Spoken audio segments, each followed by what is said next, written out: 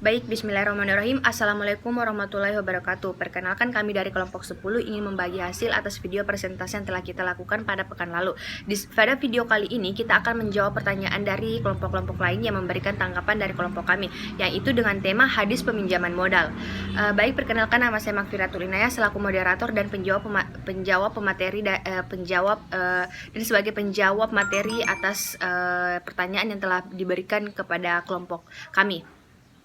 Baik, langsung saja untuk mempersingkat waktu, langsung saja saya menjawab pertanyaan dari kelompok 4 yang atas nama yaitu Nur Alisa. Pertanyaannya adalah, bagaimana tanggapan Anda jika kita meminjam uang di bank? Setelah itu, uang yang dipinjam tersebut digunakan untuk modal usaha. Apakah itu termasuk riba? Baik, terima kasih atas pertanyaan yang telah diberikan kepada saya dan terima kasih atas saudari yang mengajukan pertanyaan dari kelompok kami.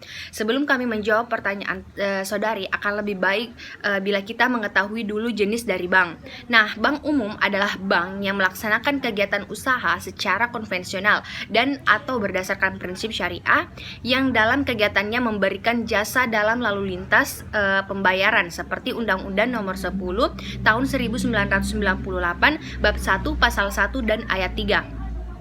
Nah, dari pengertian atau dari pernyataan yang dapat dipahami bahwa di Indonesia bank dibagi menjadi dua, yaitu bank konvensional dan bank syariah. Nah, bank konvensional adalah bank yang menjalankan kegiatan usahanya secara konvensional. Kegiatan usaha bank umum konvensional dalam kegiatan peminjaman dana adalah memberikan kredit. Nah, kredit adalah penyediaan uang atau tagihan yang dapat dibersamakan dengan itu berdasarkan persetujuan atau kesepakatan pinjam-peminjam antar bank dengan pihak lain yang mewajibkan pihak peminjam untuk melunasi uangnya setelah jangka waktu tertentu dengan pemberian bunga seperti Undang-Undang Nomor 10 Tahun 1998 Bab 1 Pasal 1 dan Ayat 11. Nah, sehingga transaksi peminjaman uang di bank konvensional tidak akan lepas dari bunga interest. Nah, seperti pembahasan tentang bunga yang telah kita pelajari mungkin ya, yang telah kita pelajari pada pekan-pekan lalu atau di pelajaran mana tentang bank atau tentang bunga interest, bahwa bunga itu adalah riba dikarenakan merupakan tambahan atas pokok modal yang dipinjamkan seperti yang didasarkan pada firman Allah yang berbunyi, dan jika kamu bertaubat atau dari pengambilan riba maka bagimu pokok hartamu. Quran Surah Al-Baqarah ayat 179. Nah, kemudian tambahan itu bersifat mengikat dan diperjanjikan, sedangkan yang bersifat sukarela dan tidak diperjanjikan tidak termasuk riba. Nah, sedangkan bank syariah adalah bank yang menjalankan kegiatan usahanya berdasarkan prinsip syariah.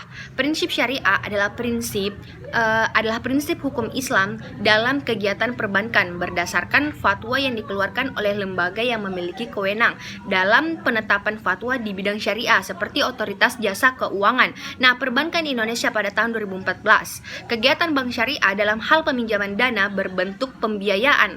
Pembiayaan berdasarkan prinsip syariah adalah penyediaan uang atau tagihan yang dipersamakan. Dengan itu berdasarkan persetujuan atau kesepakatan antar bank dengan pihak lain yang mewajibkan pihak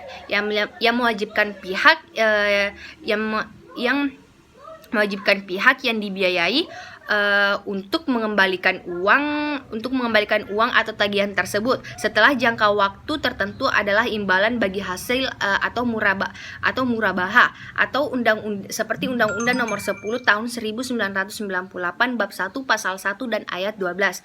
Nah, berdasarkan uraian atau pernyataan yang telah saya bacakan adalah meminjam uang ke bank konvensional yang terdapat bunga di dalamnya itu merupakan hal yang dilarang karena bunga bank termasuk riba yang diharamkan. Nah, adapun pembiayaan berdasarkan prinsip syariat diperbolehkan karena tidak ada unsur riba di dalamnya. Maka dari itu, ketika kita meminjam modal kepada pihak bank, di sini kita harus memilih apakah kita harus meminjam di bank konvensional dan bank syariah. Jika kita meminjam kepada bank konvensional, itu sudah jelas bahwa itu adalah termasuk riba. Nah, sedangkan kalau kita meminjam kepada bank syariah, itu tidak masuk riba karena itu sudah berada di dalam lingkungan syariah yang telah ditetapkan. Nah, mungkin cuman itu yang bisa saya jawab. Saya kembalikan kepada moderator.